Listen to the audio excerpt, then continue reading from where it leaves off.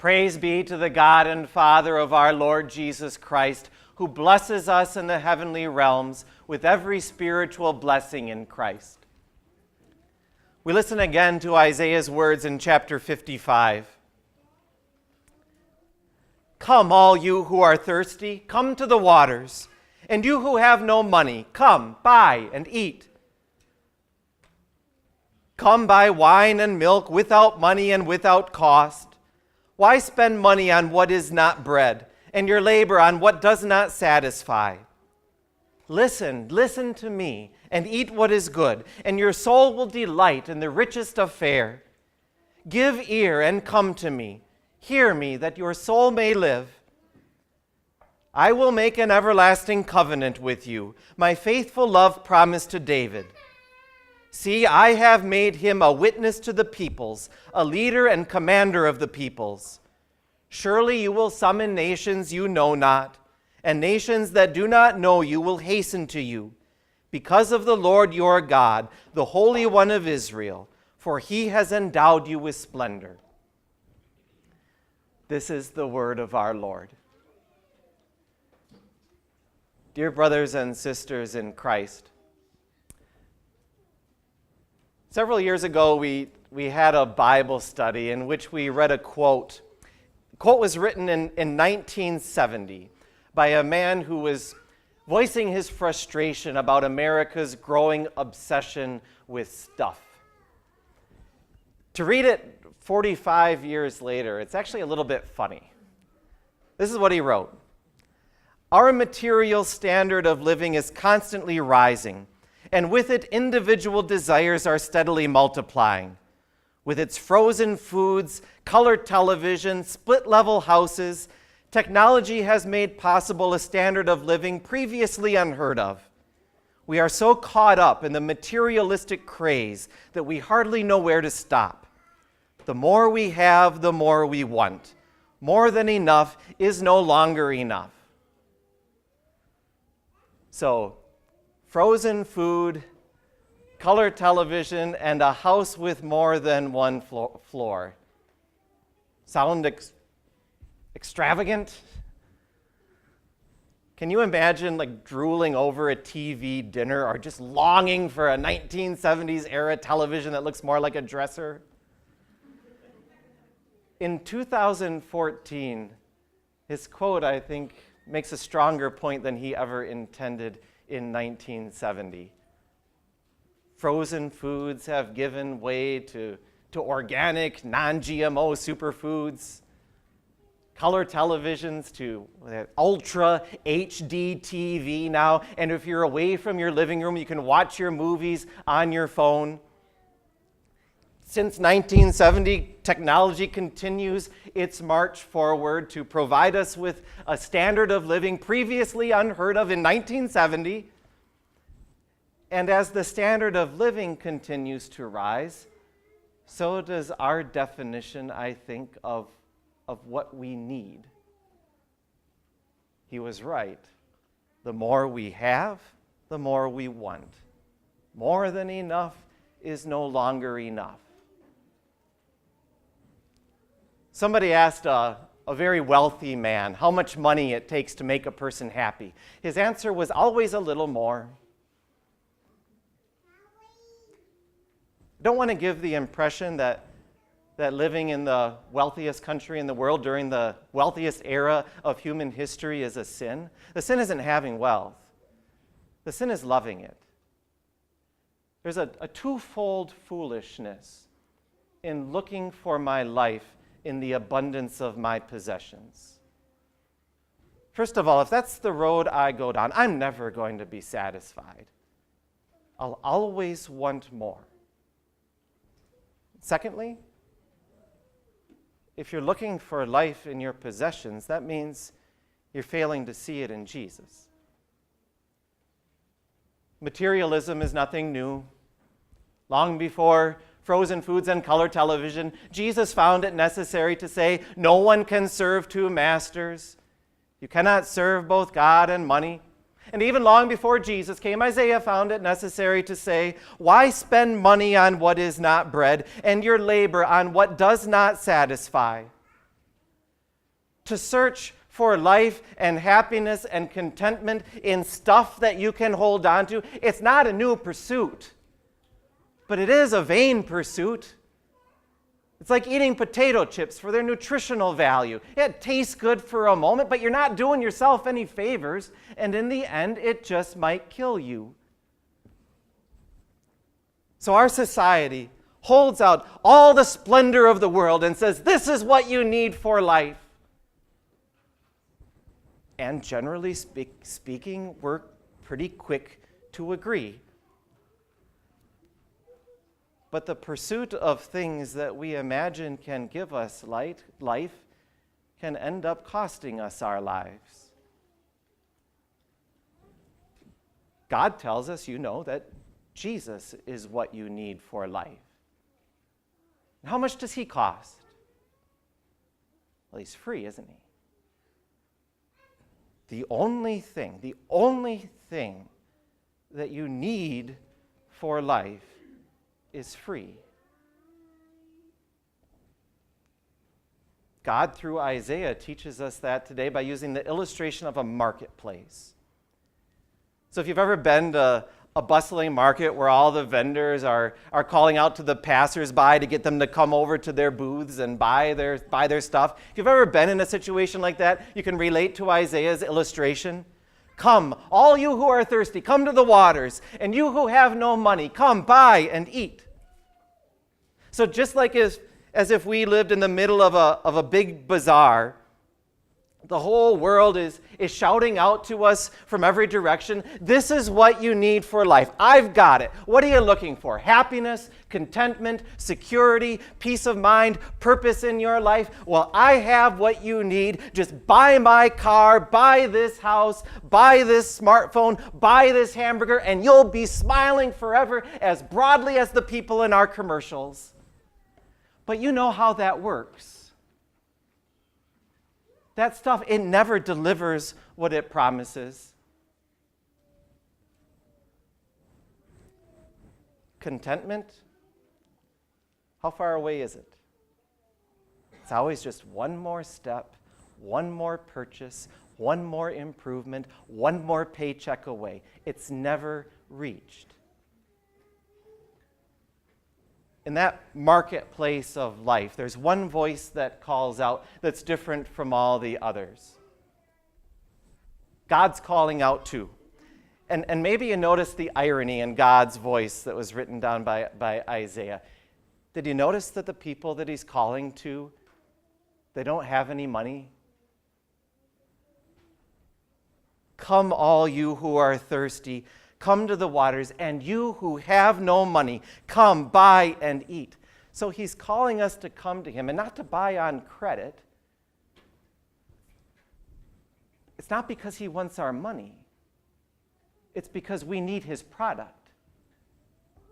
Come, buy wine and milk without money and without cost. Why spend money on what is not bread, and your labor on what does not satisfy him? God calls people to come to him, and not just because he's got the lowest price, because his product is free, but because his product is better. Listen to me and eat what is good, and your soul will delight in the richest of fare. Give ear and come to me. Hear me, that your soul may live. He calls people to come to him, and he's not talking about ingesting food through our mouths to sustain our bodies for another day, but to ingest words through our ears and our hearts to satisfy and sustain our lives forever. Again, just so I'm not misunderstood, food is a blessing, gives our bodies energy. Houses, they're a blessing. They give our bodies shelter. Recreation, it's a blessing. It refreshes our bodies so that we can live and serve another day. All of those are good things, but beware of confusing the means for the end and thinking that your life consists in the abundance of your possessions. If you go down that route, not only will you never be satisfied, but also the day will come when you no longer have those things. Hearses don't pull U-Hauls. You cannot serve both God and money. You cannot trust in both God and your stuff. That's simply a fact. God says you can't have it both ways. And here I feel like I'm exposing all of the guilt in my heart to you. One reason why it's so difficult, why it's such a struggle for us to keep this straight, well, one reason is that our sinful natures just want nothing to do with God's grace. Another reason why it's a struggle is that the one thing that we need for life, you can't see it. I can taste fine dining, and I can see an improvement to my home, and I can count my money, but I can't reach out and grab on to my Jesus. I hold on to him by faith. And that's why God, the vendor who gives life for free, he doesn't call out, look, taste, touch. But what does he say? He says, listen. Listen to me and eat what is good, and your soul will delight in the richest of fare. Give ear and come to me. Hear me that your soul may live. For life, God says, listen to me. Hear me that your soul may live. And what does he have to say that's so important? It always helps just to keep on reading. I will make an everlasting covenant with you, my faithful love promised to David. Some 3 centuries before Isaiah preached these words, God made King David a promise that from his family, God would bring a greater king who wouldn't just rule over Israel, but he'd spread his goodness to all nations. So in the last 2 verses of this passage, God's talking about Jesus. The first of the last 2 verses, he's talking about Jesus, and the last verse, he's talking to Jesus. See, I have made him a witness to the peoples, a leader and commanders of the peoples. Surely you will summon nations you know not, and nations that do not know you will hasten to you because of the Lord your God, the Holy One of Israel, for he has endowed you with splendor. The one thing that you need for life, God says, the one thing is Jesus. He calls him a witness because he testifies to the truth. He calls him a leader because he guards and guides you. He calls him a commander because he fights for you. He endows Jesus with a splendor that outshines the world. But it's a different kind of splendor. It's a splendor of a stable. Are stables splendid? It's the splendor of a stable where the Son of God became the Son of Man to live a life pleasing to God in your place, all for you. It's the splendor of a desert. Are deserts splendid?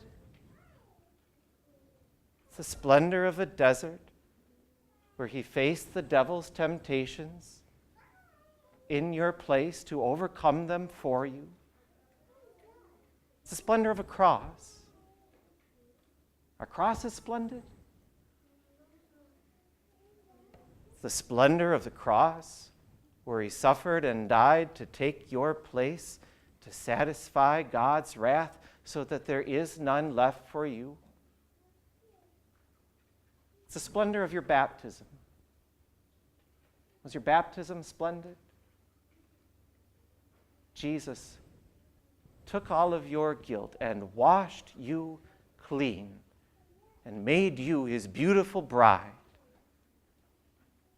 It's the splendor of his supper, where he gives you his body and blood, and with it he gives you forgiveness. I guess you'd say it's a hidden splendor. It doesn't have all of the glitz and the glamour of all of the other things that entice us to love them instead. That's why God doesn't say, look, taste, touch, but listen to what I give you for free. Not a vain pursuit after all those things that do not satisfy and that finally ends with your body in the grave and your soul in hell. But I give you real life with peace and contentment that does not end. Listen, he says. A commentary put it this way. We so often think we have 1,000 more important things to do, but God tells us here that we have nothing more important to do in all eternity than to listen. To listen. A few minutes ago, we listened to God's word in Matthew, and there God showed us that nothing is too difficult for your Jesus. With 5 loaves of bread and 2 fish, he feeds the population of Brandermill, and there's leftovers. Do you believe Jesus really did that? He's also able to give you what you need for your body. A few minutes ago, we listened some more, and we listened to God's word in Romans, where he told us that nothing can separate us from your Jesus. Not hardship, not persecution, not famine, not nakedness, not danger, neither height nor depth, neither angels nor demons, neither the present nor the futures, nor anything else in all creation. Even when your death loosens your final grip on everything that your hands have made and your money has bought, you'll still be in full possession of the one thing that you need for life. Nothing can separate you from the love of God that is in Christ Jesus your Lord. And that's why we sing, all depends on our possessing God's abundant grace and blessing, though all earthly wealth depart. That's why we sing, Jesus, priceless treasure. That's why there's nothing more important in all the world for us to do than to listen. And speaking of listening, Sunday school and Bible class start in 2 weeks. Amen.